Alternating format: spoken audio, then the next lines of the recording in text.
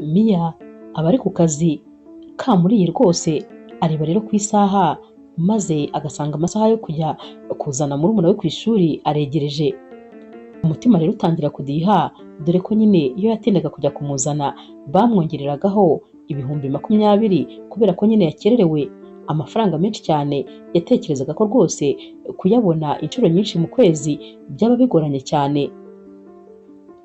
Ahita rero atangira gukora utuntu twa nyuma kugira ngo nyine ajye kuzana murumuna we. Nyamara rero umukobwa baba bakoranye aramubwira ati nukuri urihangana uba uretse kugenda kubera yuko nta bakozi dufite, urabibona abenshi ntabwo baje ku kazi, ukansigiye njyenyine rero ntabwo nagashobora. Naho rero Mia ati ndakwinginze mbabarira murumuna wanjye rwose, nari namubwiye ko uyu munsi ngomba kuhagerera ku isaha kubera ko nta mafaranga mfite yo gutanga nakererewe. Mbabarira rwose ndakwinginze, ahubwo yenda ejo nzabashe gutinda ariko uyu munsi ngende kare. Uyu mukobwa rero baba bari kumwe aramubwira ati genda ariko ejo nawe uzazinduke cyane kugira ngo ukuremo nyine aya masaha. Naho rero Mia ahita akuramo nyine itaburiya yihuta maze agahita asohoka akagare ke rero ahantu aba yagasize, ahita agenda akakajyaho maze agatangira kugenda areba ku minota. Gusa nyine ari mu muhanda barangaye cyane kubera ko aba ari gutekereza akandi kazi kari bukurikire nijoro n'ibindi byose bigiye gukurikira. Ari kuvuga ati ngiye kuzana murumuna wanjye, mugeze mu rugo ntegure ibya nijoro, mufashe gukora amadevuwari, nkore amasuku, ubundi nyine mpite njye ku kandi kazi. Abakora rero utuzi tubiri icyarimwe.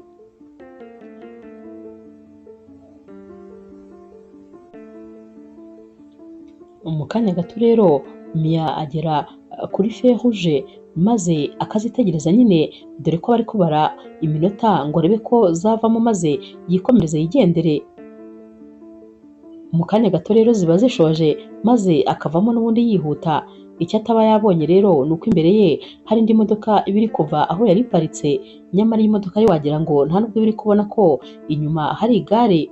Mia rero ajya kubibona n'ubundi yamaze kugera kuri iyi modoka maze akaba ahita rero agonga nyine iyi modoka maze rwose ikinyoteri cy'inyuma kikaba kiramenetse. Uyu rero umukobwa ahita agwa kubera ukuntu yari asekuye kuri iyi modoka cyane maze agakubita ivi hasi ku mapave ndetse rwose no mu biganza bye hakababara. Mu kanya rero aba ari kwireba nyine kubera ukuntu aba yumva harimo ububabare, ahita ajya kubona akabona umusore muremure rwose w'ibogari araje amuhagaze hejuru ati nk'ibi ukoze ni ibiki, warebaga hehe? Mia rero yubura umutwe nyine akamureba neza, ahita abona ari umusore wambaye neza imyenda myiza cyane, unaberewe rwose, ufite imisatsi myiza nayo yasokoje neza, ufite isura yakabaye ari nziza yaba atararakaye, ariko aba arakaye cyane ari kuvugana umunabi ukabije.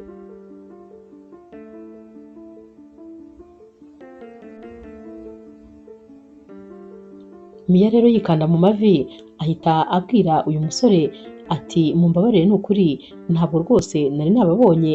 Naho rero Lucas uba urakaye cyane ahita amubwira ati birumvikana rwose ko utari wambonye, waba uzi neza kugira ngo usimbuze ipiyese ry'iyi modoka amafaranga bisaba?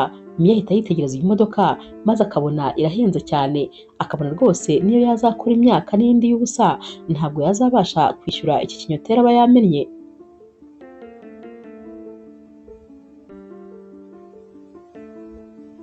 Mia leta yamubwira ati ntabwo rwose nzi ngo cyaba kigura amafaranga angahe, ariko ko byagenda kose nzacyishyura. Naho rero Lucas ati ukishyura iki se? Nabonye waguye maze iniforume yawe y'akazi ikagwa hasi, biragaragara ko rwose ukora akazi gaciriritse. Ndakeka ko rero amafaranga uhembwa atakwishyura rwose kino kinyoteri. Naho rero Mia ati ariko uko byagenda kose nzacyishyura, ndabikubwiye nyine ko nzacyishyura. Aba amaze no kurakara kubera ko aba yumva nyine bari kumusuzugura.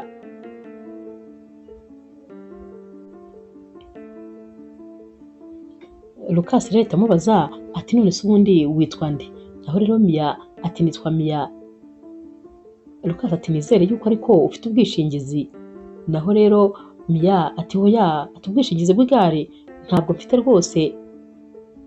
Lucas rero ahita amubwira ati ndumva rwose ibintu noneho bikomeje kugorana.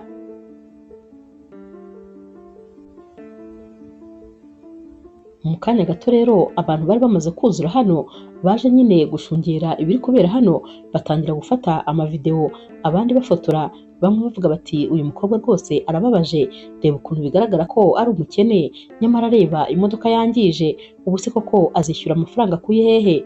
Nyamara uko Mia yabyumvaga, yumvaga nawe umutima umuvuyemo, dore ko nawe ari kubitekerezaho, ntabwo yumvaga ahantu azakura amafaranga yo kwishyura uyu musore. Mu kanya gato rero areba ku isaha maze akabona ko atangiye gukererwa kujya kuzana nyine umuvandimwe we, ahita abwira Lucas ati nimumbabarire rwose ngende kubera ko ndi gukererwa kandi ngomba kujya kuzana murumuna wanjye.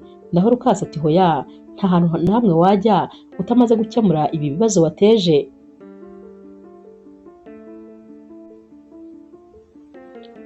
Mia rero aramubwira ati mbabarira ngende, ni ukuri nzashaka uburyo rwose nakwishyuramo. Ahita rero akora mu isakoshi ye maze akabakuyemo agakarita nyine akakamuhereza, ndetse akamuha nyine na perimi ye. Ahita amubwira ati ni perimi yanjye, n'iyi ni ikarita y'akazi, ubwo rero rwose bigumane, nzabahamagara maze rwose mbabwire uko nzagenda mbishyura buhoro buhoro. Naho rero Lucas afata aya makarite maze yareba ya karita y'akazi agasanga uyu mukobwa akora utuzi tubiri twose icyarimwe, ahita amubaza ati ukora utuzi tubiri twose ku munsi?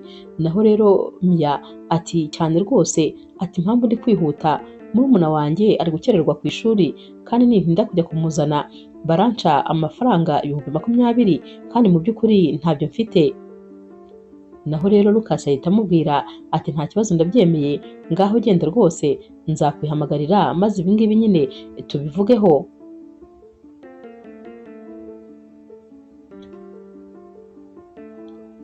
Mia rero ahita yegura rya gare riba ryavunaguritse rwose maze yatangira kugenda ari kuricunga. Lucas agahita amuhamagara ati none se urahagera gute ko nta gare ryawe ufite?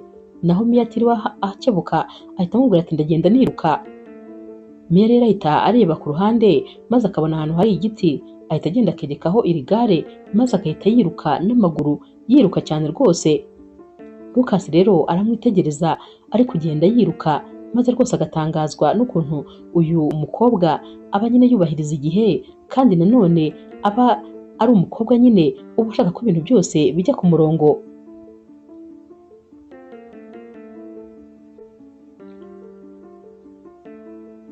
Ikindi kandi kimutangaza ni ukuntu uyu mukobwa aba yihagazeho, maze igihe cyose bavuganaga bakaba bavuganaga amureba mu maso, ubona rwose nta kwikanga afite, mbese ubona ari umukobwa wiyizeye cyane.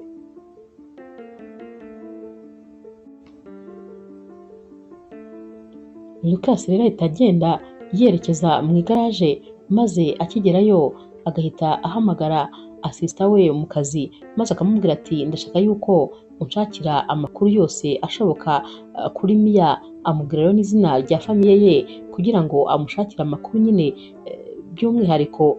Naho rero Mia wagiye yiruka agera ku ishuri rya murumuna we yabize ibyunzwe byamurenze kubera nyine urugendo runini yari akoze n'amaguru.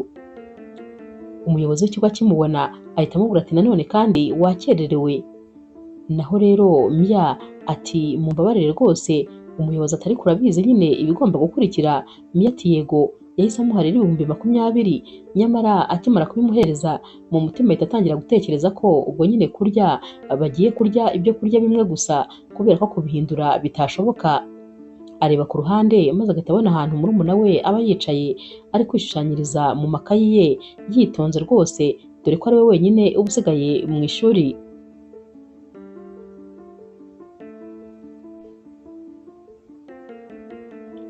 Ahita atambuka rero maze agahobera murumuna we ahita amubwira ati mbabarire kuba natinze.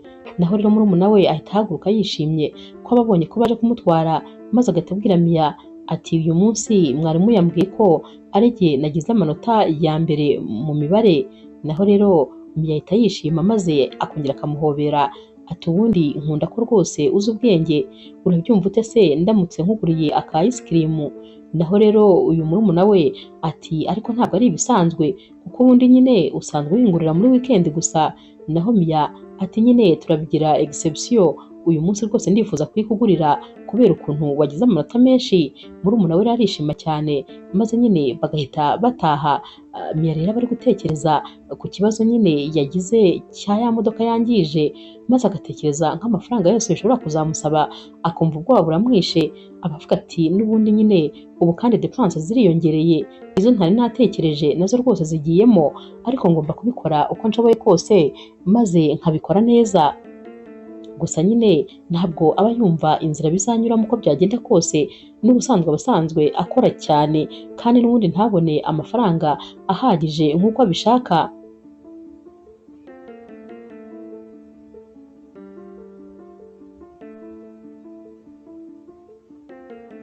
Umunsi rero wakurikiye Mia arabyuka maze akumva rwose afite umunaniro ukabije, dore ko kuba yari yanaguye nabyo rwose biba byamwongereye kunanirwa, noneho n'ukuntu aba agiye gutega bisi kandi ubundi yigenderaga n'akagare ke, nabyo nyine biba ari akandi kazi. Aragenda rero akajya ku kazi, maze umukobwa bakoranaga akimubona ati wabaye iki ko mbona rwose ujagaraye mu maso? Amureba rero no ku ivi akabona naho rwose afite igipfuko, ati byakugendekeye bite? Mia ati ejo nakoze agisida y'igare, ubu rwose tuvugana taransiporo yanjye narangije kuyitakaza. Naho rero uyu mukobwa ahita amubaza ati hanyuma se ubwo bizongera kukorohera kuba wajya gukora utuzi tubiri? Mia ati nta mahitamo mfite, kubera ko nyine amafagitire mfite ntabwo yakwishyura yo ubwayo, ngomba gukora cyane kugira ngo nyine mbashe rwose kwishyura ibyo nsabwa byose.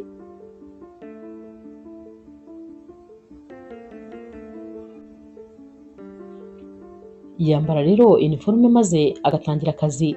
Mu kanya gatoya ajya kubona akabona Lucas arinjiye, umutima uhita umuvamo maze umutima ugatangira gutera nk'aho ugiye kumusohoka mu gatuza. Aramutegereza rero maze agahita agenda amusanga, ahita amubwira ati mwaramutse neza bosi, ntabwo nari niteguye rwose kubabona hano. Naho rero Lucas aramwenyura maze agahita amubwira ati byari ngombwa ko nza kugira ngo tuganire nyine ku byo tugomba gukemura. Muri ako kanya rero wa mukobwa ukorana na Mia ahita aza maze agahita amubaza ati hano haba hari ikibazo se? Mia ati hoya nta kibazo kirimo, njye n'uyu mugabo nyine dufite ibyo tugomba kuganira, ahubwo se wandeka nkaba mfashe akaruhuko kanjye kano kanya kugira ngo tuvugane? Naho rero uyu mukobwa ahita amubwira ati nta kibazo.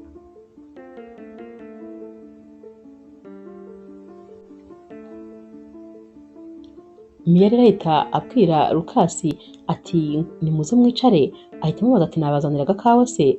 Lucas ati yego, ati agakawa rwose gakomeye nyine niko nshaka, gakaze. Naho rero Mia ahita agenda akazana agakawa, azana rero amatasi abiri maze agahita yicara imbere nyine ya Lucas, ahita amubaza ati none se mwasanze nyine gukoresha iriya modoka bizansaba amafaranga angahe?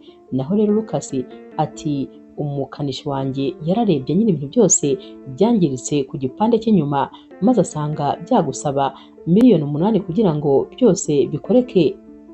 Mia cyumva ibi bintu ahita akanura nk'umuntu nyine wikanze cyangwa umuntu ugize ubwoba, dore ko aba yumvise aya mafaranga niyo yakora amezi 5 akora twa tuzi twe twombi uko ari tubiri, nta kindi kintu na kimwe akemura, aya mafaranga atabasha kuyishyura.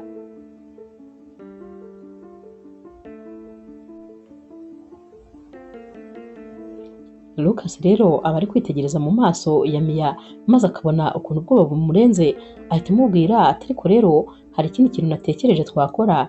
Naho Mia ati none se ikindi ni igiki twakora? Nakwangirije imodoka, hanyuma ubu ikindi cyo gukora cyaba ari ikihe? Naho rero Lucas ati natekereje yuko naguha akazi maze ukankorera ukajya wishyura aya mafaranga. Ndifuza nyine ko waba umu assistante wanjye ariko wo mu rugo, kubera ko mu rugo mpafite biro kandi umu assistante wanjye yarigendeye. Ubwo rero ako kazi wagafata bikakorohera kunyishyura, dore yuko nyine mpemba ibihumbi 25 ku isaha kandi wazajya ukora amasaha 20 mu cyumweru, kandi ikindi wajya ugakora nimugoroba uvuye kuri kano. Urumva ko rero byagufasha rwose kugira ngo nyine ube wanyishyura. Naho rero Mia ahita atangira gukora imibare mu mutwe, ahita amubaza ati none se nakora nkwishyura nyine ayo mafaranga yose naba nkorera, wajya uhita uyiyishyura? Naho rero Lucas ati hoya najya niyishyura ibihumbi 10 gusa, maze ibihumbi 15 nawe ukabitwara ukajya kubikoresha. Naho rero Mia ahita abara aya mafaranga akumva rwose no ku munsi yabakorera menshi, ndetse rwose ahita yumva yakunguka cyane kurusha ka kazi kandi yajyaga akora mu masaha y'ijoro, nyamara akanunguka yishyuye n'uyu mugabo. Ahita yumva rero ibi bintu nyine ari sawa cyane, gusa arabanza akamubaza ati hanyuma se ubwo niki kikubwira yuko ako kazi nagashobora? Niki kikubwira ko rwose ubwo bushobozi mbufite? Naho rero Lucas ati birakugaragaraho, nabonye ukuntu wubahiriza igihe, narebye ukuntu nyine kandi ukunda akazi cyane, niba ubasha gukora utuzi tubiri cyarimwe ndetse ukabasha kubahiriza igihe n'izindi nshingano zose uba ufite zo mu rugo, byanyeretse ko wavamo umukozi mwiza. Njyewe ntabwo nita ku kuba umuntu yaba yarize bihambaye, ariko kubahiriza igihe byonyine birahagije, no kugira umuhate mu kazi, ibindi byose wazabyiga uri mu kazi.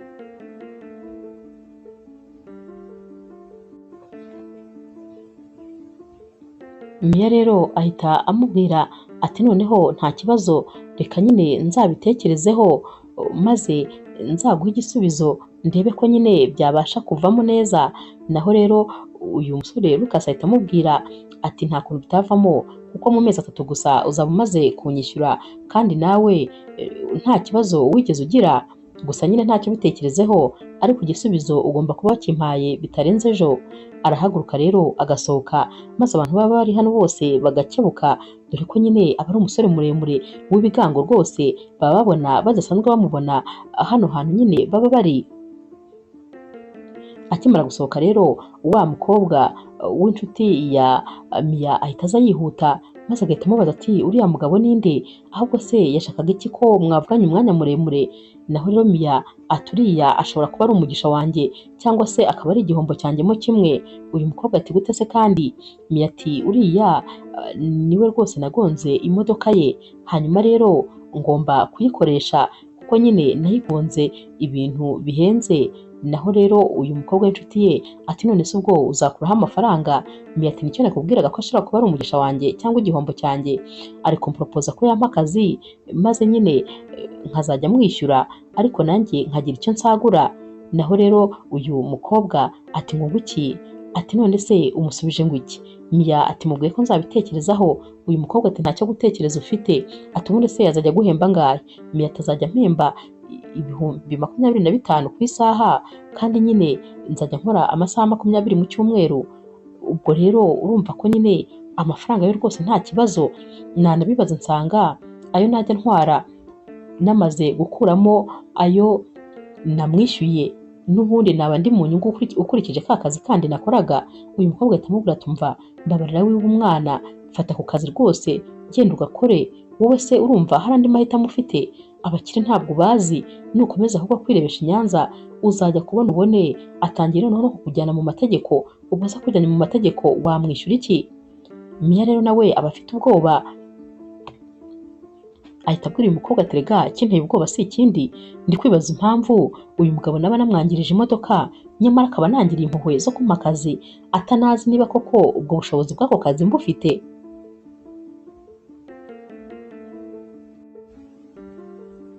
Ku rundi ruhande rero Lucas aragenda akajya ku kazi, yicara muri biro maze akajya atekereza ukuntu uyu mukobwa azi kwihagararaho cyane, ukuntu rwose uba ubona nyine ari umukobwa wiyizera. Aba ari gutekereza ati njyewe rwose nakabaye ntaniriwe mugora ngo mubwire ngo azanyishyure, ariko uriya mukobwa ndamushaka iruhande rwanjye. Umukobwa umeze kuriya ntabwo ari kenshi wamubona, niyo mpamvu rero nanjye rwose ngomba kumwereka ko agomba kunyishyura byanze bikunze. Gusa nyine ahita amwenyura, kuko amafaranga uyu musore aba afite ntabwo aba yakabaye arihisha uyu mukobwa 8 miliyoni. Aba ari umusore w'umukire cyane, ariko nyine aba yamubonyemo icyo abandi bataba barabonye. Aba yifuza rero ko uyu mukobwa batatandukana, nyine yaza akaba amuri iruhande. Muri kano kanya ari gutekereza cyane, asisita we ahita yinjira amuzaniye amadosiye agomba gusinyaho. Ahita asanga ibitekerezo byamurenze, maze agahita amubaza ati boss ko ndeba muri gutekereza cyane. Naho rero Lucas ahita yakira ya madosiye bamuzaniye maze agatangira kuyasinya atayasomye, ibintu atari yarigeze akora habe na rimwe.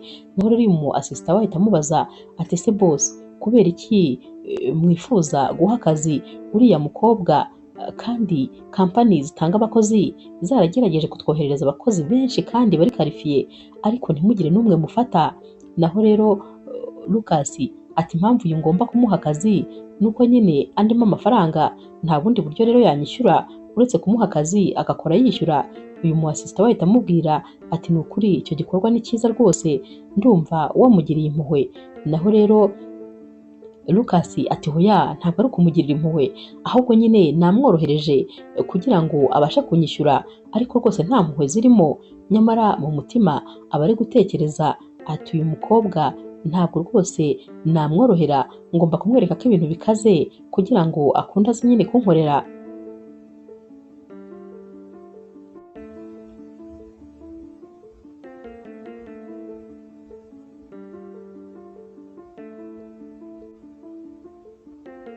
Lucas leta yongera akabwira uyu mu assistant ati rega uriya mukobwa akeneye amafaranga, nanjye kandi nkeneye umukozi utazasezera uko yiboneye, kubera ko azaba afite ikimugumishije hano azaguma ku kazi. Ubwo rero ndumva twese tuzabyungukiramo, ari njye nzabyungukiramo ndetse nawe azabyungukiramo. Uyu mu assistant we rero ahita amubwira ati yego rwose boss nabyumvise, ariko nyine aba yumva atari ibintu rwose bisanzwe, ariko ntabwo aba afite uburenganzira bwo gukomeza kubaza Lucas amagambo menshi.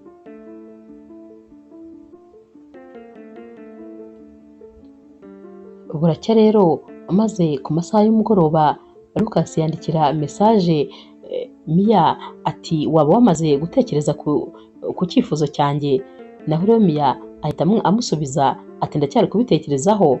Naho rero Lucas ati bitekerezeho vuba, kubera yuko rwose icyo cyifuzo kiraza kurangira saa sita z'ijoro. Naho rero Mia ati gute se koko cyaba kiri burangire vuba gutyo? Naho Lucas ati ubwo nyine amahitamo n'ayawe, saa sita z'ijoro nizigera utaransubiza nta yindi nzira iri bube isigaye uretse kuba nyine twajya mu mategeko, kandi nitujya mu mategeko bizakubera bibi, kubera ko bazafatira umushahara wawe wose, ntabwo bazita rwose ngo uzishyura make make, bazaba bagomba kugufatira buri kintu cyose kugira ngo banyishyure. Mia rero yumva bino bintu maze umusatsi akumva umuvuyeho, ubwoba buramwica, maze akumva ibyo ari byo byose cyaba cyiza nuko yakwemera gukorana n'uyu musore, cyane cyane ko aba yamubonye akabona ntabwo rwose yamugirira nabi, aba yabonye ko atari umugizi wa nabi. Ahita rero atekereza ati reka rwose ndeke gukomeza kwihagararaho, ibi bintu bitazambera bibi. Ahita amusubiza message yihuse ati nta kibazo, nabitekerejeho neza kandi akazi nakemeye, ahubwo se nazatangira ryari? Naho rero Lucas ahita amusubiza ati ejo saa 12 nibwo wazatangira akazi, ubwo uzamvugisha nyine maze nkubwire aho ugomba kunsanga.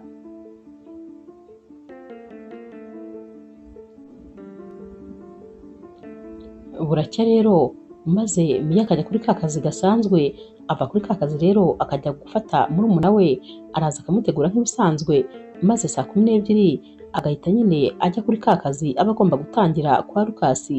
Aritegura rero maze akambara akajipo n'agashati, dore ko aritwo twenda tuzima aba afite, yajyana ku kazi nyine nk'umu assistante ugiye gutangira akazi.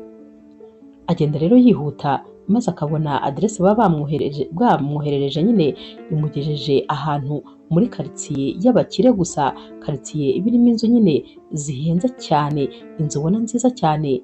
Aragenda rero agakomanga nyine kuri cya gipangu baba bamubwiye, umusekirite aramufungurira maze agahita amubaza ati wowe urinde kandi urashaka nde? Naho rero Mia ati ndashaka boss Lucas, yari yampaye adresse ndetse twanavuganye ngo nze kumureba. Naho rero uyu musekirite ahita amubaza ati witwa nde? Mia rero amubwira ko yitwa Mia, maze uyu musekirite agahita areba muri machine ahita amubwira ati ndabona rwose agutegereje, genda umusange muri etage hejuru, ndaguha rero uyu munsi karita uri bukoreshe muri asanseri, kubera ko ntabwo byakwemera nyine ko wajyamo udafite ikarite, gusa ni iy'uyu munsi gusa, ubundi nyine ndakeka bosi azareba uko abigenza maze ukazajya winjira utarinze gukoresha amakarite, kuko ikarita ikoresha umuntu uba uje kudusura cyangwa abantu nyine baza hano gakeya. Mia rero ahita amubwira ati murakoze cyane, ahita agenda rero maze akinjira muri asanseri, areba inyuma akabona ba basekirite bari kumwitegereza cyane, niba baba bari gutekereza bati uyu mukobwa umeze gutya aziranye hehe na bosi.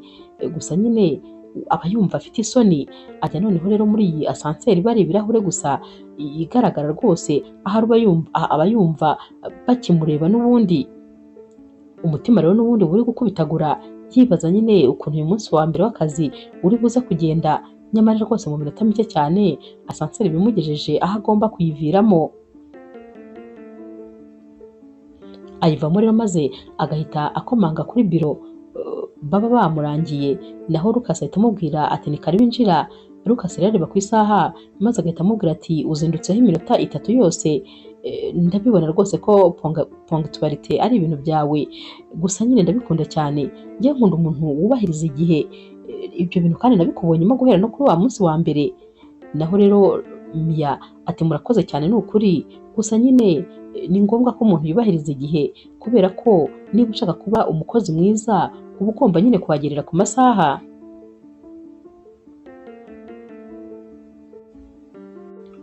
Lucas rero ahita amwereka biro iba iri hirya gatoya yiye rwose, ati iriya biro rero niyo biro yawe, haba harimo imashini, harimo ndetse nyine n'ameza nk'ibisanzwe na telefone.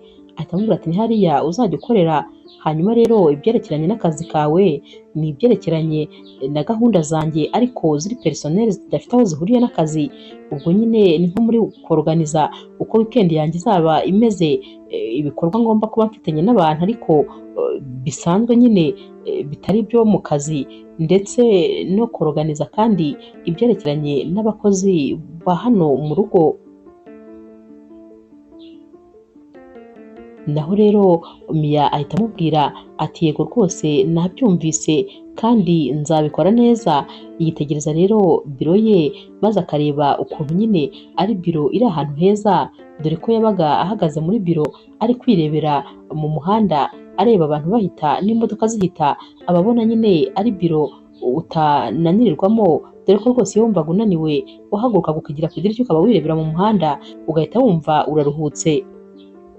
Mia rero bari kwibaza ati ubuse ni jyewe ndi gukorera muri iyi biro cyangwa naba ndi kurota. Ababona nyine ari ibintu bitangaje, yakwibuka neza yuko kandi azajya ahembwa amafaranga menshi, najya kumva biramushimishije, nyamara yakwibuka ko ikintu kimugejeje aha ari ukuba yaragonze imodoka y'umukire, maze nabyo rwose akumva biramutangaje ukuntu ikintu nk'iki cyakabaye ikibazo aho ko kano kanya kimubereye igisubizo.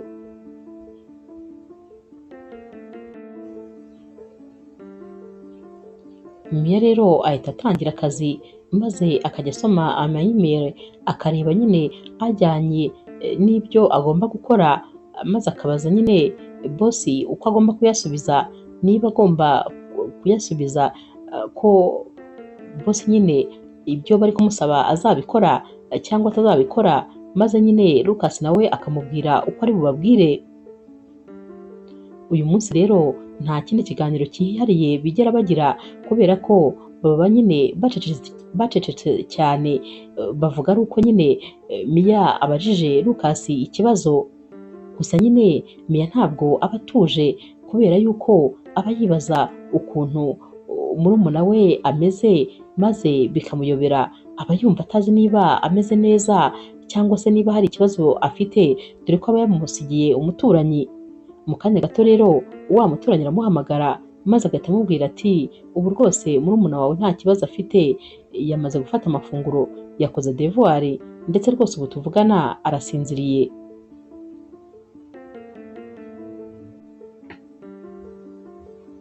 Lucas rero ahita abaza Mia ati haba hari ikibazo se ko ndiba witaba na telefone igihunga? Naho rero Mia ati nari ndi kubaza amakuru ku byerekeranye na murumuna wanjye. Naho rero Lucas ati se angana ati? Mia ati afite imyaka 10. Lucas ati ndumva njyewe wasoreza hano maze ugataha ukajya kureba murumuna wawe. Mia ati ariko ndacyafite nyine amayimeri yo gusoma no gusubiza. Lucas ati oya nta kibazo, ibyo byose byategereza, igendere rwose ujye kureba umuvandimwe wawe, ubwo tuzabona n'ejo ku isaha nk'iyo twabonaniyeho uyu munsi. Ikindi kandi nzanabwira ababishinzwe kuguha nyine agise kuri asanseri, ntibikazajya biba ngombwa yuko wakwinjira ukoresheje ikarite. Mia rero aramubwira ati murakoze cyane, maze agahita afata ibikoresho bye nyine agahita asohoka agera hanze maze akiruhutsa, dore ko rwose umunsi wa mbere nyine wari wamuteye ubwoba. Ahita atangira gutekereza ukuntu Lucas atari mubi nk'uko yabibonye ubwa mbere, nk'amahane yabonaga afite, dore ko rwose uyu munsi aba yamubwiraga neza atuje, ndetse rwose ubona ko ari umuntu wumvikana, ari umuntu udafite umunabi. Yibaza rero impamvu wa munsi bahura yamubwiraga nabi cyane, maze rwose bikamuyobera.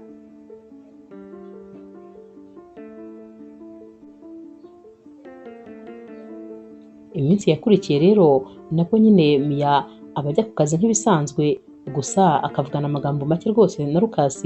Ku wa gatanu rero weekend yegereje, aba ari gukora nyine agenda ya Lucas ya weekend. Ahita amubaza ati ntabwo bisanzwe, ku cyumweru rwose nta kintu mufite kandi si ibisanzwe ko nta gahunda n'imwe muba mufite. Naho rero Lucas ati ku cyumweru ni umunsi wanjye wa konje, gusa nyine nta muntu n'umwe ngomba kubisabira uruhushya kugira ngo mbe nafata umunsi wo kuruhuka. Mia ati ntabwo aribyo nari mvuze, ahubwo nari ngize ngo nibeshye kuko nari mbonye nta gahunda n'imwe ihari. Lucas ati ntabwo wibeshye, ku cyumweru ni anniversaire ya mama wanjye, yarapfuye ubu ngubu hashize imyaka 5, gusa nyine iyo iriya tariki igeze ntabwo njya nkora, uwo munsi ndawuruhuka, aba ari umunsi wo kujyana indabyo ku mva nyine ya mama wanjye. Naho rero Mia ati mumbabarire ni ukuri kandi mukomere, ntabwo rwose biba byoroshye. Lucas ati ni ibisanzwe, buri muntu uwo ari we wese aba yarabuze umuntu, cyangwa se abura umuntu igihe icyo ari cyo cyose, nta muntu n'umwe utajya ubura umuntu mu buzima.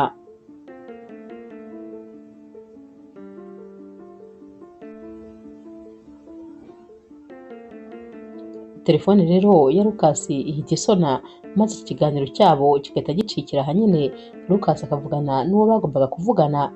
Mu kanya gato rero Lucas agaruka kureba Mia, aba afite envelope mu ntoki ayihereza Mia, maze Mia akamubaza ati ibi ni ibiki? Naho Lucas ati ni prime nguhaye kubera ko rwose wabashije kunyorohereza ubuzima kuva nyine watangira akazi hano, ibintu byose biba biri ku murongo, ku buryo nanjye ubwanjye mba numva ntajagaraye kubera ko gahunda zanjye zose ziba ziri ku murongo. Ubwo rero rwose nkugomba nyine kuguha agashimwe. Naho rero Mia ati hoya rwose ntabwo byari ngombwa kubera ko n'ubundi ni akazi kanjye kandi ngomba kugakora neza. Lucas ati ariko iyo umuntu yakoze neza arashimwa, ubwo rero rwose nta kibazo, wowe fungura iyi envelope. Arafungura agasanga harimo 500,000, ahita akubita agatima ku kuntu nyine murumuna we aba afite urugendo shuri aba agomba kujyamo, nyamara abagejeje kano kanya atararwishyura, kandi nyamara haba habura iminsi mike gusa ngo bajye muri uru rugendo shuri. Ahita rero yumva ari nk'igisubizo rwose atazi ahantu kivuye, maze agashimira cyane Lucas. Ati ni ukuri murakoze cyane rwose ku bw'impano mumpaye, ariko ntabwo mwakabaye mwigora. Lucas ati ntabwo nigora, gushima ni ibintu bisanzwe iyo umuntu yakoze neza, no kugaya kandi igihe umuntu yakoze nabi.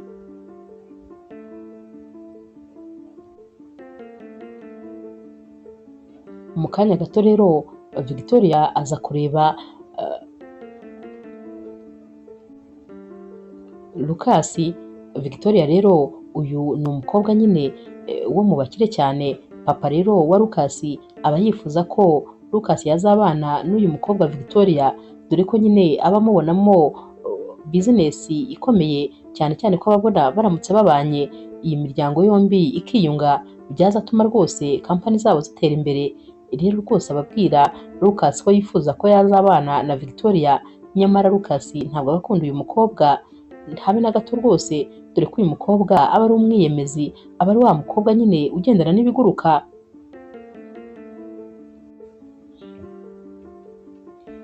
Abaje rero kubwira Lucas ngo azamuherekeze mu birori bari kwitegura dore ko nyine bari kumubwira ati uba uri wenyine kandi ntabwo uba wishimye, rero rwose mba nshaka kuba nkuri iruhande. Lucas ati hoya rwose, nanjye iyo ndi jyenyine nta kibazo na kimwe mba mfite, kuba rero wamperekeza ntacyo rwose byakongera kuko nsanzwe meze. Naho Victoria ati ariko papa wanjye yavuze ko rwose umwanya wawe wose uwumara muri bizinesi, utajya ugira umwanya wo kwishimisha, hanyuma rero ndashaka kugufasha kwishima. Lucas ati nzi uko bishima, nzi nuko nabigenza kugira ngo nishime kandi ni jyenyine, atari ngombwa ko rwose uhari. Ntabwo rero Lucas aba yifuza kuba yaba ari kumwe n'uyu mukobwa habe rwose n'isegonda na rimwe.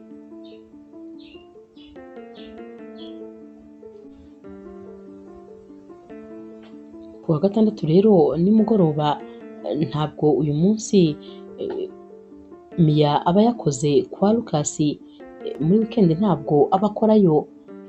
Lucas rero aba ari kwitemberera ari mu modoka n'umushoferi, bari mu nzira bajya kubona bakabona Mia arahagaze ategereje bisi.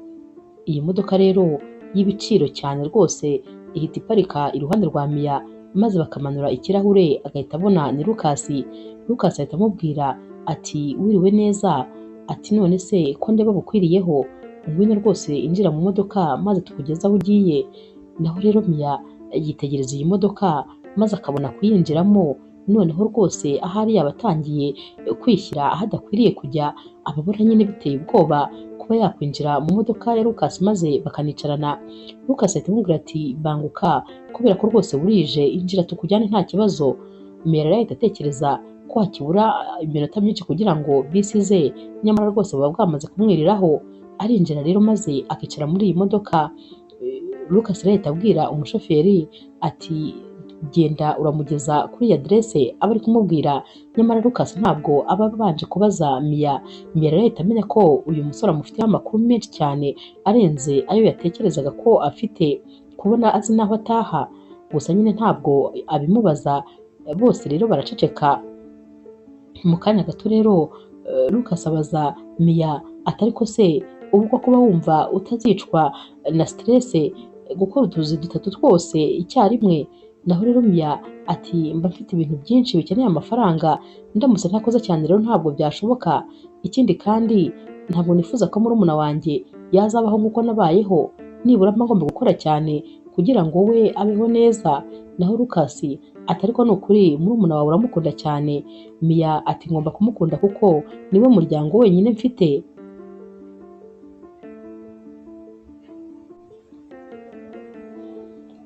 Bagera rero kwa Mia maze imodoka igahita ihagarara, dore ko umushoferi nyine aba yahumvise neza cyane. Mia rero ajya gusohoka maze akahita abwira nyine Lucas ati murakoze cyane. Naho Lucas ati hoya nta kibazo, buri muntu wese aba akeneye ubufasha, rero twagombaga kugufasha nturare ku muhanda. Bombi rero bahuza amaso mu buryo rwose butunguranye, maze bakarebana bose nyine ubona babaye nk'abatunguwe, gusa bakomeza bari kurebana. Maze muri kano kanya Mia akumva umutima uri gutera cyane, aba ari gutekereza nk'uyu musore aramutse amwegereye maze akamusoma. Mia rero aba ari gutekereza ati ntabwo rwose namuhagarika. Mu by'ukuri aba yumva nyine atazi ikintu kiri kumukururira kuri Lucas. Lucas kandi nawe ni uko nyine aba ari gutekereza, gusa nyine bose bavanwa muri ibi bitekerezo n'imodoka yindi iba iri kubavugiriza amahoni kugira ngo batange inzira.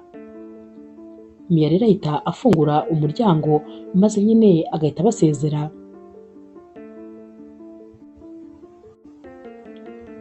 Amara rero kwinjira mu nzu maze agasanga murumuna we yasinziriye, gusa wa muturanyi aba yasigaye amwandikiye ati nta kibazo murumuna wawe yariye neza ndetse rwose yakoze n'amadevuwari nk'uko bigomba. Ikindi kandi arishimye cyane kubera ko agomba kuzajya mu rugendo n'abandi bana.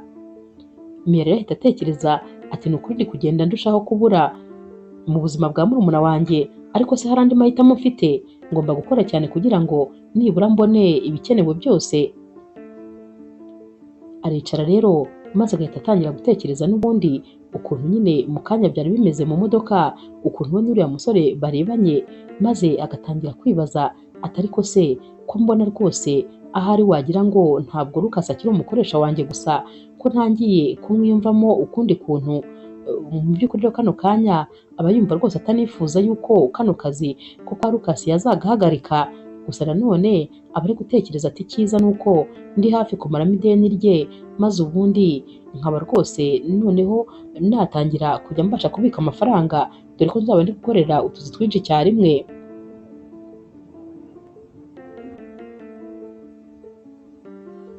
Ku cyumweru rero Lucas ajya ku mva ya mama we ajyanye n'indabyo, aragenda akazirambikaho, maze akaba yicaye nyine hano iruhande rwayo. Atangira rero kubwira mama we ati rega imyaka 5 yose irashize udahari, gusa nyine hari umukobwa waje muri kampani yanjye, uriya mukobwa arakunyibutsa neza neza, ameze nkawe wagira ngo ni murumuna wawe cyangwa niwe wamubyaye. Uzi yuko uriya mukobwa nyine anyibutsa ukuntu wakundaga umuryango, ukuntu wawitangiraga, akorana imbaraga nyinshi nk'izo wakoranaga.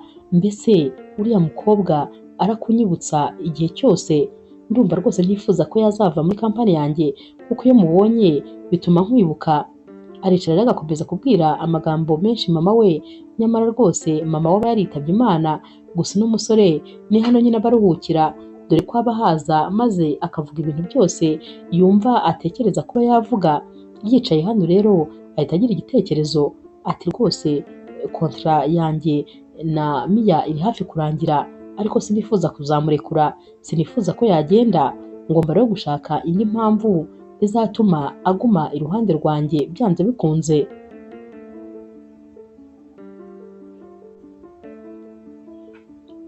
Lucas rero uyu munsi agera mu rugo, maze akicara nyine ari gutekereza icyo gukora. Mu mutwe we rero hahita haza igitekerezo ko agomba nyine gukereya indi poste, agomba kuzaha Mia.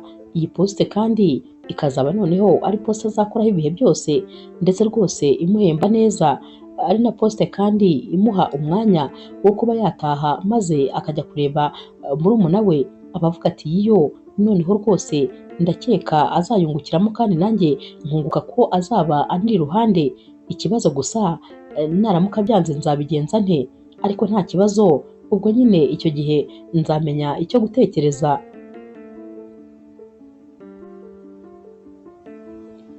Ku wa mbere rero nimugoroba Mia aza ku kazi nyine nk'ibisanzwe. Uyu munsi rero araza maze agasanga Lucas yicaye mu gikoni, ntabwo noneho aba ari muri biro ye. Imbere yo rero haba hari amasahani 2 ariho ibyo kurya. Ahita abwira Mia ati uyu munsi wakererewe. Mia areba ku isaha ati mumbabarire nakererewe iminota 2. Lucas rero ahita amubwira ati icara hano. Mia rero ahita yicara maze akamubaza ati ni ibiki se kandi ko nicaye hano?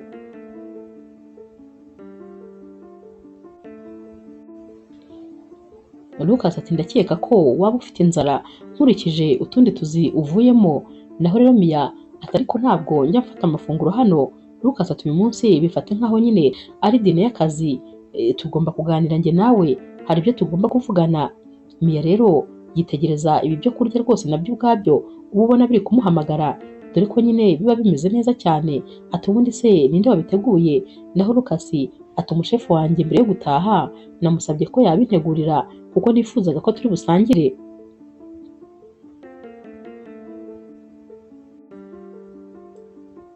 Mia rero ahita amubwira ati murakoze, maze bagatangira gufata amafunguro.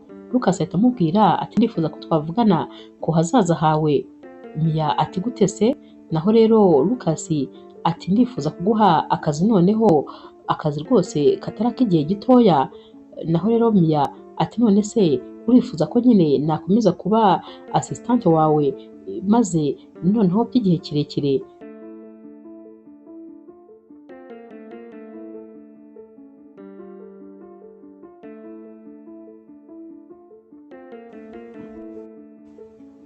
Lucas ati hoya ntabwo ari ibyo nshaka, ndifuza ko noneho waza gukora muri kampani yanjye.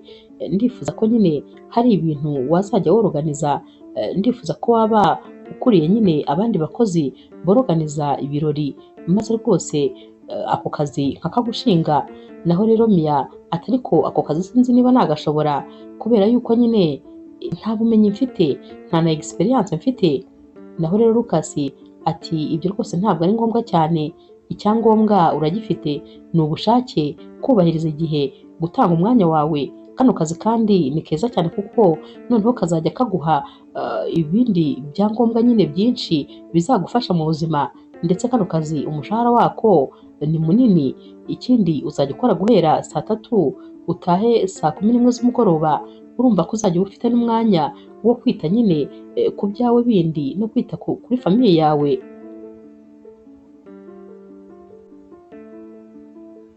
Lucas rero abwira Mia umushahara azajya ahembwa ku kwezi, maze Mia agahita akora imibare byihuse mu mutwe, dore ko uyu mukobwa yari umuhanga cyane. Ahita asanga rero amafaranga azajya ahembwa ku kwezi kuri kano kazi arenze kure cyane ayo akorera kuri twa tuzi tundi tubiri, havuyemo nyine ako kwa Lucas, kuko ahita asanga aya mafaranga akubye inshuro ebyiri ay'utwo tuzi twose ku kwezi.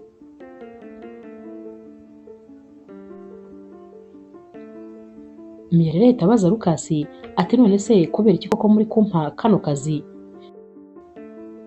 Ati ni impuhwe muri kungirira se cyangwa nuko mbishoboye? Naho Lucas ati nuko ubishoboye. Mia rero ati none se ibi bintu biri personnel cyangwa biri professionnel? Naho rero Lucas ati yego, ku ruhande rumwe biri personnel, ku rundi ruhande biri professionnel. Ibi bintu bihita bitera nyine ubwoba. Mia ahita yibaza ati none uyu musore yaba rwose afite ikintu anshakaho nanjye ubwanjye ntaramenya. Atangira rero kubitekerezaho, akumva nyine birasa nkaho rwose uyu musore hari icyo amutegerejeho. Mia rero ahita amubwira ati nafata umwanya nyine maze nkabitekerezaho. Naho Lucas ahita amubwira ati nubyemera ntacyo bizatwara rwose, kuri gahunda yindi twari dufitanye n'ubundi uzakomeza ukore wishyura ideni ryawe, dore ko hasigaye n'ibyumweru bikeya. Ubwo rero ndakeka rwose nta kindi kibazo gihari, ubwo ufite icyumweru cyo kubitekerezaho ubundi ukampa igisubizo.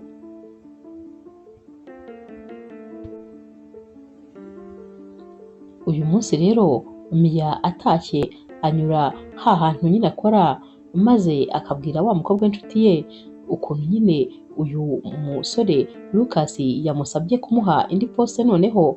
Naho rero uyu mukobwa ahita amubaza ati mbwira nyine byose, mbwira muri detail uko bimeze. Mia rero ahita abimubwira byose, maze uyu mukobwa agahita amubwira atumva waba uri n'umusazi uramutse udafashe iyo poste, wowe se urumva wayihakana ushingiye kuki? Tekereza amafaranga yose uzajya uhembwa kandi utanavunitse cyane nk'uko uvunika hano, ukabona n'umwanya wo kuruhuka. Naho rero Mia ati nyine icyo si cyo kibazo, ikibazo gikomeye gihari ni uko rwose namaze gukunda cyane Lucas kandi ni boss wanjye, ndetse rwose nta naho duhuriye, nta kintu cyaza hagati yanjye nawe, ariko naramukunze birenze. Sinibaza ko rero nakwihanganira kuzajya mubona buri munsi. Naho rero uyu mukobwa ahita amubaza ati hanyuma se we hari ikimenyetso na kimwe yari yakwereka ko nyine we nawe atagukunda? Wabwirwa n'iki se ko n'ubundi kuba ari gukomeza kukuyegereza nawe nyine adashobora kuba yaragukunze? Mia ati ntabwo bishoboka, uriya musore ari serious cyane, ibintu by'urukundo ntabwo ajya bigenderamo. Nyamara rwose nari ngize amahirwe, mbonye amahirwe atabaho kubera ko aka kazi kari keza cyane, ariko nanone gutekereza ko nkunda boss wanjye, ntutekereze ko ari ibintu byoroshye.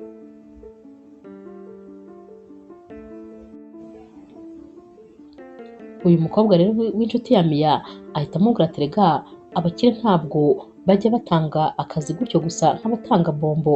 Ndakubwiza ukuri, buriya rwose nawe afite impamvu ari kuguha kariya kazi.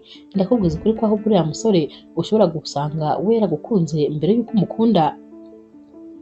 Mia rero ahita amubwira ati nakubeshye byose biri kuntera ubwoba, gusa nyine ngomba kubitekerezaho neza. Uyu mukobwa w'inshuti ati ni akazi kawe, nutakaza amahirwe amwe wari ubonye mu buzima, aya ni amahirwe wari ubonye yo kugira ngo nibura nawe ubeho neza, uhindure aho wabaga, ubone amafaranga yo kugura imyenda, mbese ubuzima bwawe buhinduke.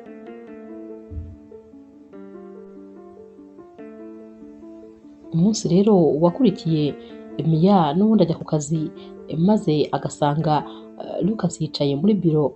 Aramusuhuza rero gusa nyine Lucas nanone aba ari kuri telefone, iyi telefone ariko aba ari kuvugana na Victoria. Victoria aba ari kubwira Lucas ati ejo ndifuza ko twasangira ku mugoroba. Naho rero Lucas nyine ahita ahinduka mu maso maze akava kuri telefone. Mira ahita amubaza ati nta kibazo gihari se? Lucas ati nta gihari, gusa nyine ni dine nifuzaga rwose kuba ntaba najyamo. Ni Victoria ngo arifuza yuko twasangira. Uyu mukobwa rero papa we nyine ni umushoramari ukomeye cyane muri kampani zacu. Ubwo rero nyine papa wanjye nawe aba yifuza ko twakora ubukwe.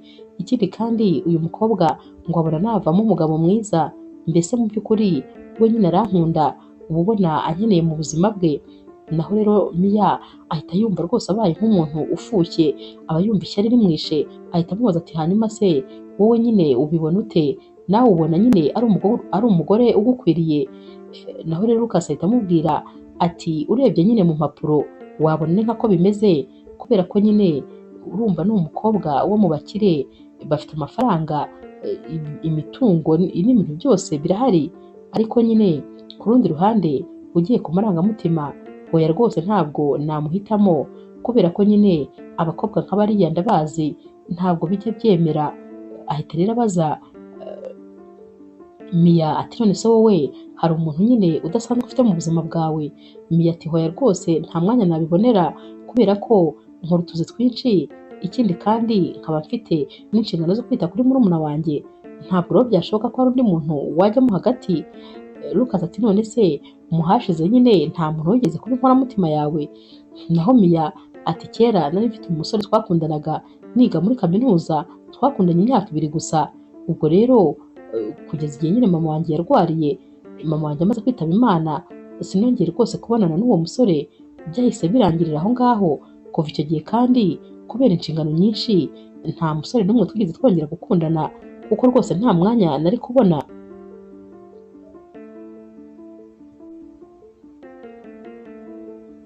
Lucas rero aba yumva aruhutse mu mutima, dore ko nyine aba yimenyeye neza ko rwose uyu mukobwa nta wundi musore bakundana. Aba yumva rwose yakwiruhutsa ariko akiyumanganya.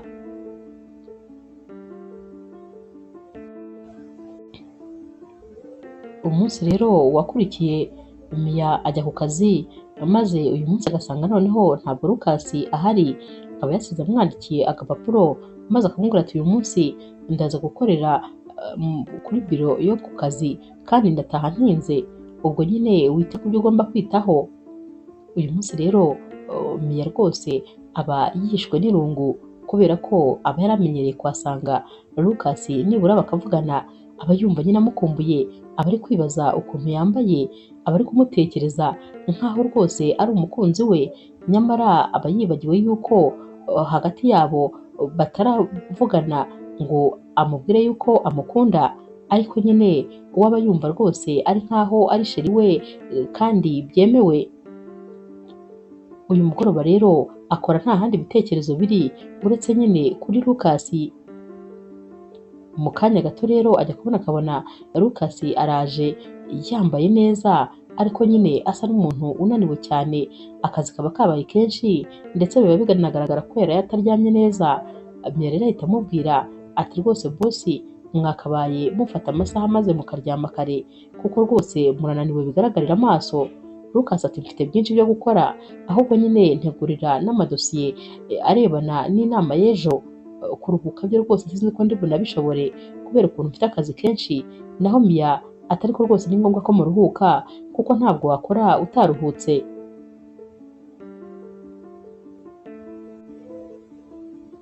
Bakiri kuvugana rero telefone ya Lucas irasona, maze Lucas agahita amubwira ati mbabarira kuko ngomba kwitaba iyi telefone. Ahita ava hano akajya ku kabariko kugira ngo nyine ajye kuvugana n'uwo bagombaga kuvugana. Mu kanya gato rero agaruka ubona rwose yijimye mu maso yarakaye. Naho Mia ati none se ni ibibazo? Naho Lucas ati ni papa wanjye wari umpamagaye, sinzi rwose ikintu nzakorera Victoria, arambangamiye ku buryo angeza ahantu. Tekereza ko yagiye kubwira papa wanjye ko rwose hari nyine amafaranga ashaka gushora muri kampani yacu. Ibyo byose kandi ni ukugira ngo akomeze kunyiyegereza. mbese papa wanjye yari ari kubimbaza kandi ari kumbwira ko yumva rwose icyo gitekerezo ari cyiza, ari gukomeza yiyegereza papa wanjye kugira ngo nyine papa wanjye akomeze kumbwira yuko ngomba kubana nawe.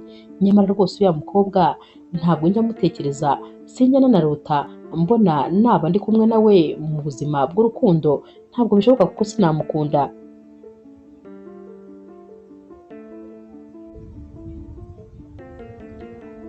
Umunsi rero nanone wakurikiye, Mia aba ari ku kazi ajya kubona akabona Victoria yarinjiye, ahita amubaza ati none se Lucas ari hehe? Ati ariko ubundi wowe urinde? Naho rero Mia ati nitwa Mia. Victoria ati ni wowe wa mukobwa wagonze imodoka ya Lucas maze akaguha akazi? Naho rero Mia ntabwo nyine asubiza, Victoria ahita amureba agahera ku kirenge akageza ku mutwe. Ati mu busanzwe rwose ntabwo nyine Lucas yajyaga aha akazi abakobwa basa nawe, kubera ko yakundaga nyine abakobwa bari sexy, abakobwa beza, niwe yahaga akazi ko kuba aba assistante be. Gusa nyine biratangaje kuba rwose uri hano. Naho rero Mia arakomeza kwicecekera, ariko aba yumva nyine ari kubabara kubera ko aba yumva uyu mukobwa ari kumuca amazi cyane. Lucas rero ahita atunguka muri koridori ari kuri telefone maze akumva ikiganiro cy'aba bombi, ahita abwira rero Victoria ati niba nyine tugomba kugenda ngwino tugende, kuko rwose ntabwo aba ashaka ko yamarana umwanya munini na Mia, aba abizi neza ko uyu mukobwa nta cyiza cyamuva mu kanwa. Victoria rero ahita yegera Lucas maze akamufata akaboko nkaho rwose ari umukunzi we, arahindukira akareba Mia nko kumubwira ati watubonye se? Naho rero Lucas nawe arahindukira akareba Mia, amaso rwose atuje nko kumusaba imbabazi z'ibyo ari kureba.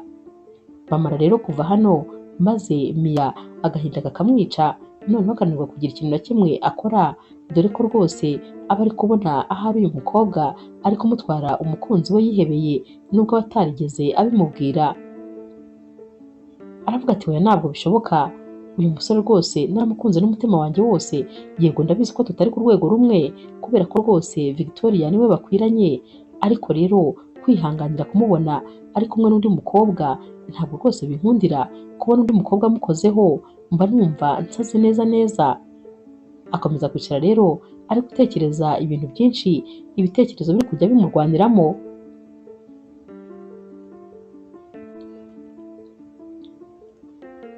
Mia rero akomeza kugerageza kwikuramo ibi bitekerezo, ariko bikanga neza neza, dore ko ari gutekereza ati abantu basohokanye gutya ubu rwose biraza kurangira basomanye. Arabitekereza rero akumva n'ubundi umutwe uramuriye, akongera akishyiramo ko rwose agomba kubyikuramo, ariko bikanga neza neza, kuba concentre bikanga.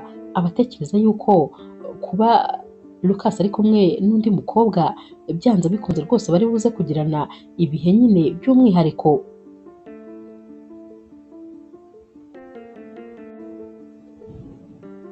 Ku rundi ruhande kandi Lucas aba ari gutekereza ati ibi birori rwose nakabaye nabizanyemo na Mia, ubu nari kuba nishimye, nari kuba mufashe mu kiganza, nari kuba nezerewe. Noneho rwose iyo aza kuza muri bino birori waza ntari kwihangana, nari kuza kumubwira ko mukunda, kuko twari kugirana ibihe byiza ndetse tukanamarana umwanya. Nyamara rwose ntabwo aba anashaka yuko Victoria amukoraho, dore ko aba amufata ku kuboko maze agahita afata ukuboko akakujugunya. Naho rero Victoria atari ko kubera iki mba mbona wagira ngo uri kumpunga, mba mbona rwose udashaka kunyikoza. Ese ntabwo ubibona ko ndi umukobwa mwiza kandi ukubereye? Naho rero Lucas abura ikintu abwira uyu mukobwa, maze akamubwira ati ndakeka ariko nta kindi kintu kiba kiri hagati yanjye nawe uretse nyine ibyerekeranye n'akazi. Naho Victoria ati nawe ntukirangaze, wakabaye undeba rwose ukabona ko ndi umukobwa ukubereye.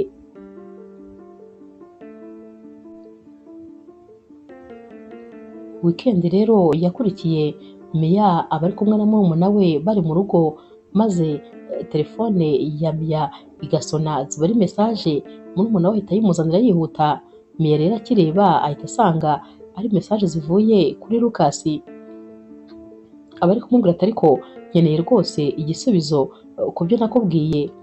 Naho rero Mia arareba nyine maze ukabona ambaye nk'uvangiwe. Murumuna we ahita amubaza ati none se habaye ikibazo? Naho rero Mia ati hoya, ati ni wa mugabo nagongeye imodoka wari unyandikiye. Murumuna we ati none se aracyarakaye nyine ko wamugongeye imodoka? Mia ati hoya, ahubwo nyine yampaye akazi rwose keza. Naho rero murumuna we ati keza se kurusha akari akazi kandi wakoraga? Mia ati kurusha twose ahubwo duteranyije. Naho murumuna we ati none se kubera iki utari kukemera? Mia rero buri kintu abwira uyu mwana atekereza ko rwose atabwira umwana w'imyaka 10 ko impamvu yatinze kwemera kano kazi ari uko akunda uyu musore, ndetse uyu musore nawe akaba afite undi mukobwa mu buzima bwe, akaba kandi uyu musore umukobwa wese yakwifuza yamubona, maze Mia akaba abona rwose nta mahirwe afite.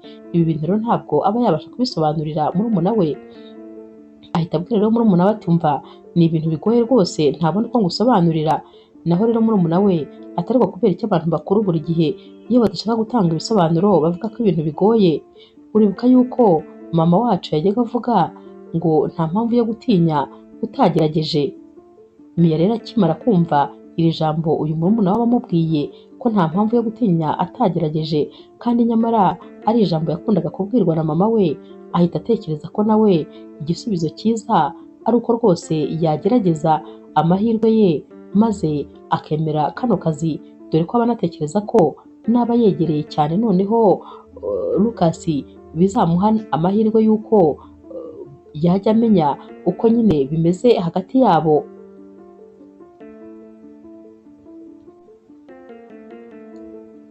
Mia rero ahita asubiza Lucas ati ndi kumwe na murumuna wanjye, ndumva byaba byiza rwose tuvuganye ku wa mbere. Naho Lucas ahita yongera akamwandikira vuba vuba ati none se niba utabasha kuva mu rugo waretse nkaza kukureba maze tukaba twasangirira kafe hafi aho ngaho.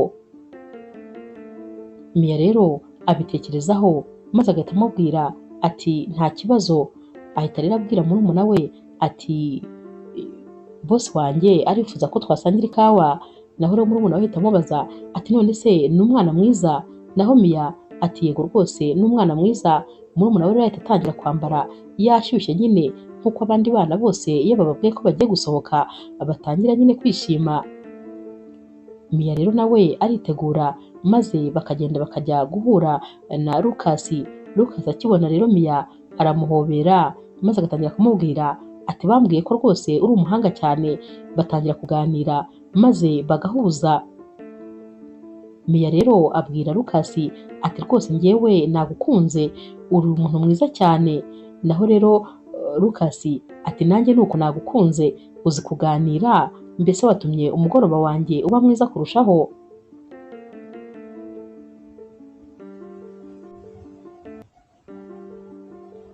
Mu kanya gato rero sinzi ukuntu murumuna wa Mia ababwira nyine ati ndashaka kujya kuri tuwarete. Ahita rero agenda maze yamara kugenda Lucas agahita yitegereza Mia mu maso, ahita amubwira ati Mia ni ukuri ibintu ndi kugusaba rwose ndakomeje, ndifuza yuko waza muri kampani yanjye kubera ko ni iby'igiciro rwose kuba nama ngufite muri kampani yanjye. Ndagusabye rwose kandi ntukomeze kubitekerezaho igihe kinini, ndagukeneye cyane. Naho rero Mia ahita amubwira ati nanjye rwose ndumva niteguye kubera ko ako kazi ndagakeneye cyane. Lucas rero akomeza kumwitegereza maze akamureba umwanya, ahita amubwira ati Mia gusa nyine hari ikindi kintu nifuza kukubwira ariko ntabwo cyerekeranye n'akazi, ugifate nkaho rwose kitanarebana n'icyo cyifuzo nakugejejeho. Naho rero Mia umutima utangira gutera cyane maze agahita amubwira ati nta kibazo rwose mbateze amatwi. Lucas rero ahita amufata ibiganza bibiri maze akamubwira ati Mia ndagukunda cyane rwose, ntutekereze ko kuba warambonye nsohokanye na Victoria ari uko hari mu rukundo, kubera rwose ziriya ni inshingano z'umuryango. Papa wakomeza kumuhatiriza kugira ngo nyine akomeze kwinjira muri business z'iwacu, nta yandi mahitamo rero nari mfite rwose, ariko nta kindi kintu kibiri inyuma. Naho rero Mia ati hoya rwose nta nubwo nkwiye kubitekerezaho, nta nubwo kandi nkwiye kubitindaho kubera ko ufite uburenganzira bwo kuba uri kumwe n'uwo ushaka. Lucas ati hoya si ibyo, ubundi nakabaye nifuza rwose kuba ari wowe twaba turi kumwe, kubera ko ntakubeshye n'iyo ngiye nkagusiga mba numva umutima wanjye udatekanye, gusa nyine ndagukunda kandi bya nyabyo rwose. Mia rero aba ari kureba Lucas maze nawe akumva umutima we rwose uri gukubita cyane bikomeye.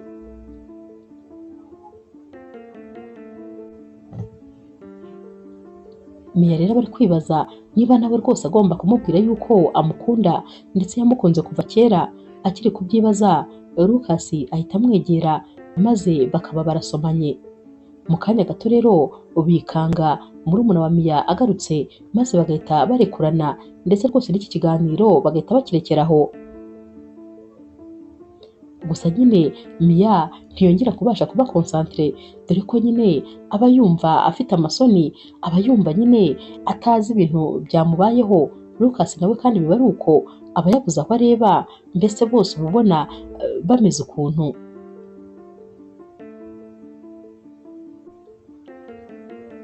Mu kanya rero bamara gusangira maze Lucas akabwira Mia ko yishimiye rwose icyemezo yafashe cy'uko azaza muri kampani ye. Ahita amubwira ati noneho ubwo ku wa mbere nyine turi kumwe, ubwo uzatangira kujya ukorera ku kazi kanjye. Mia rero arataha, ariko aba yumva wagira ngo nyine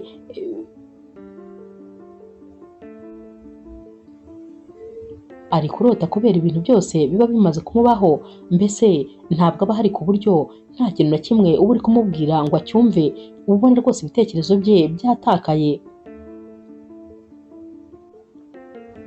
Naho rero murumuna we agenda ari kumubwira ati gusa nyine Lucas ni umwana mwiza cyane, namukunze, ahubwo se wazanjyanye nkajya kumusura.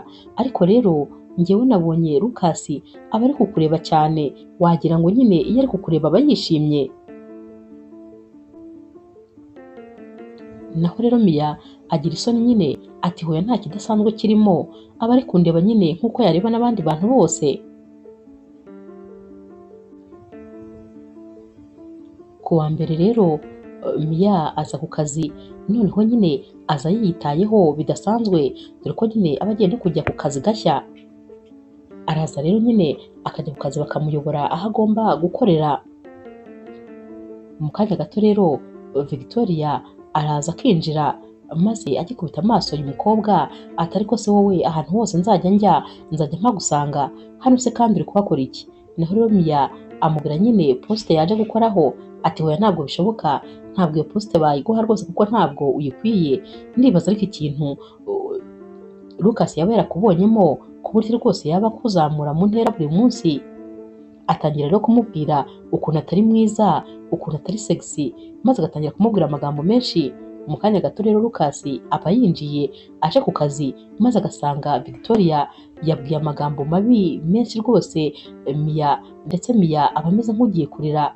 Lucas ahita abwira Victoria ati n'ikindi gihe ntuzagaruka rwose kumbwirira abakozi ibyo ushatse, kubera yuko uyu mukobwa ureba hano uretse no kuba ari umukozi wanjye, uyu mukobwa ni nawe kandi wantwaye umutima.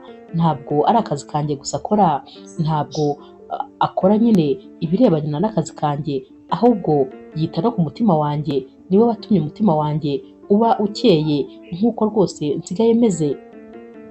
Mia rero arumirwa kuko ntabwo aba azi ko rwose Lucas yahagarara ngo avuge ibi bintu imbere y'uyu mukobwa.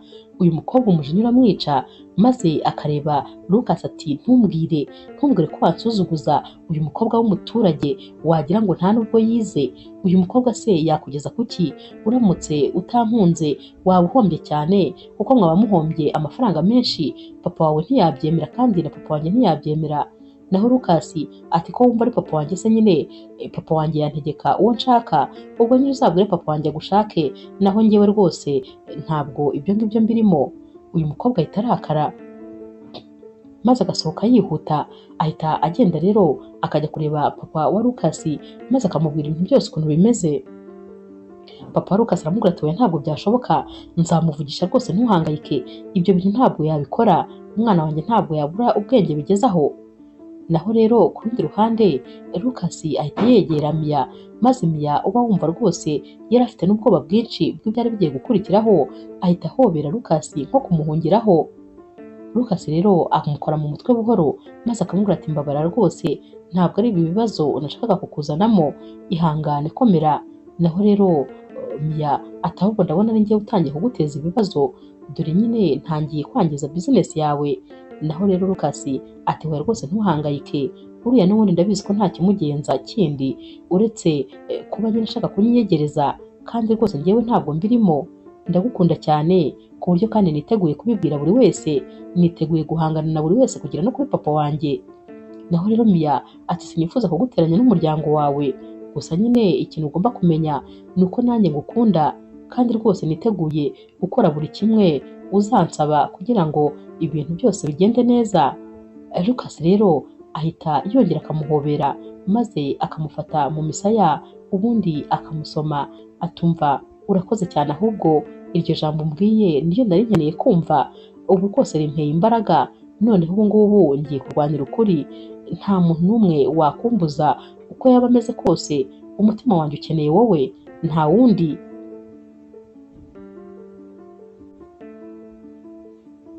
Iminsi rero yakurikiye iba ari intambara rwose ikomeye hagati ya Lucas na papa we, dore ko papa wa Lucas amuhamagara maze akamubaza ati ibintu numvise nibyo, ngo ukunda umukobwa ngo uri aho muri kampani yanjye, ngo umukobwa w'umuturage? Naho Lucas ati ibyo wumvise nibyo, ndamukunda cyane rwose, ni umukobwa w'umutima kandi ndamwishimiye. Naho rero papa we ati ntabwo byashoboka, urabizi ko ugomba kubana na Victoria, kubera ko nyine papa we nanjye tugomba kuvanga imitungo maze kampani zacu zigakura. Naho rero Lucas ati ibyo ntibindeba, niba mutabikora mutabanje kunkingira uriya mukobwa, ubwo rwose muzabyihorere, njyewe ibyo ngibyo ntabwo mbishaka. Naho papa wa Lucas ati hanyuma se mbabarira umbwire, wahitamo uwo mukobwa ku ruhe rwego, kugeza naho ndamutse ngukuye mu mitungo yose wakomeza ugakunda uwo mukobwa? Naho rero Lucas ati cyane rwose, namukunda kugeza no ku mwuka wanjye wa nyuma, namukunda niyo naba nta kintu na kimwe nsigaranye, naba mufite kandi naba afite umunezero. Papa we arumirwa ati mwana wanjye ubwo ntibakuroze? Lucas ati ndi muzima rwose, ariko gukunda ni amahitamo y'umuntu, ntabwo nakunda umuntu ntashaka ngo ni ukubera business, hoya rwose nanjye nkeneye umunezero w'umutima wanjye. Papa we rero arumirwa maze akumva ko noneho uyu muhungu rwose nta garuriro, yamaze gufata umwanzuro.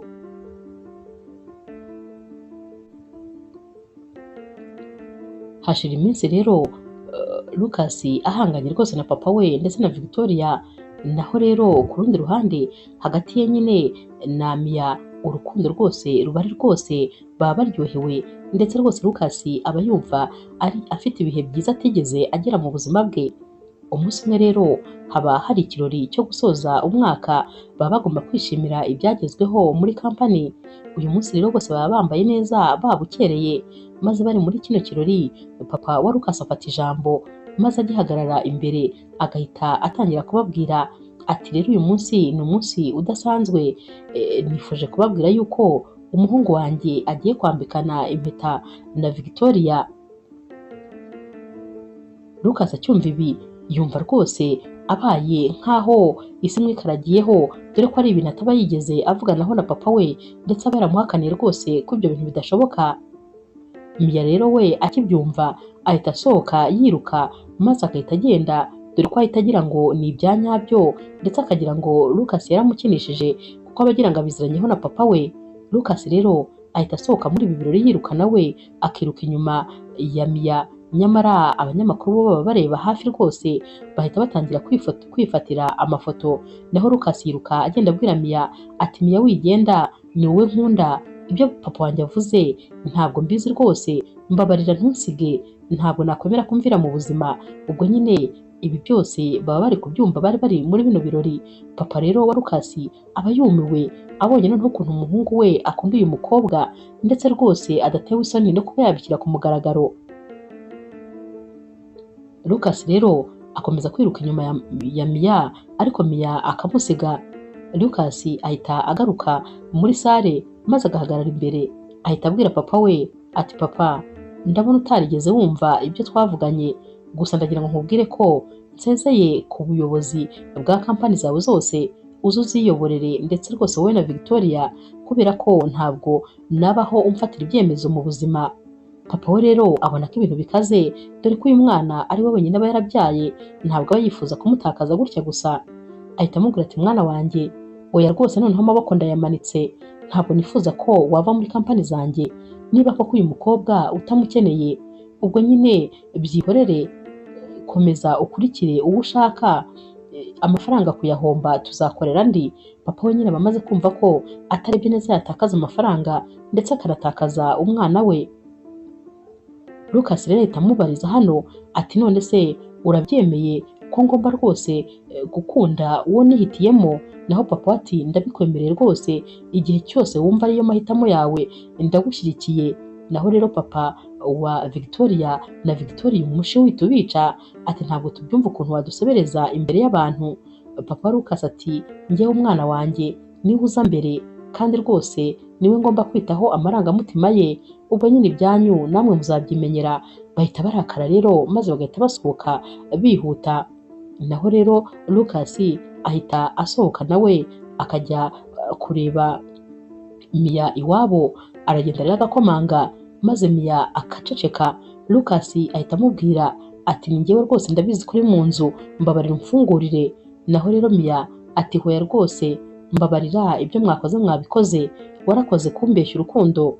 Lucas ati ni ukuri ibyabaye ntabwo nigeze rwose mbigiramo uruhare, ni papa wanjye ndetse na papa wa Victoria bari babipanze, ariko ndagira ngo nkubwire ko kano kanya papa wanjye rwose yampaye uburenganzira bwo kugukunda ndetse yananyemereye ko njye nawe azadushyigikira mu byo tuzakora byose. Naho rero Mia yumva nyine iri jambo akumva arongeye rwose aratekanye, ahita ahaguruka akagenda akamufungurira. Lucas rero ahita amuhobera ati hoya rwose ntabwo wansiga, kubera ko sinifuza kuba mu buzima utarimo, bwaba bubishye cyane rwose, ubu ngubu niwe byishimo byanjye, ntabwo rero ugomba kumva iruhande. Mia rero nawe ahita amubwira ati ariko nanjye sinifuza kugutakaza, gusa rwose mu kanya kashize nabonaga ngutakaje kabaye. Lucas rero uba wari witeguye rwose ko uyu munsi ari bwambike impeta Mia mu birori, ahita n'ubundi apfukama maze akamufata ikiganza, ahita amubwira ati Mia, urumuri rw'umutima wanjye, uyu munsi nari niteguye yuko ngomba kugusaba kuba uwanjye ibihe byose, n'ubundi rero nta kigomba kubimbuza. Mia rero aba yumva emosiyo zimurenze. Naho Lucas ati wakwemera kuzaba umuherekeza wanjye w'ubuzima ibihe byose bisigaye, wakwifuza ko urugendo rusigaye tuzarukomezanya? Naho rwose Mia ati yego rwose ndabyemeye.